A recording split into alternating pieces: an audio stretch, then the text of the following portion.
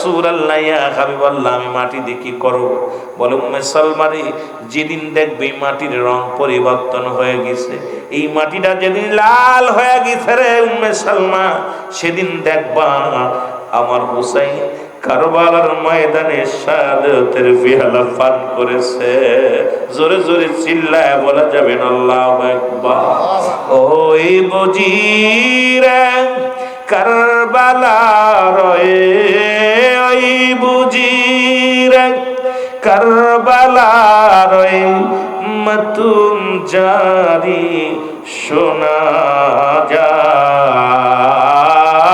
ওই বুঝিরে কারবালার ওই বুঝিরে কারবালার মাতুম জারি শোনা যায়।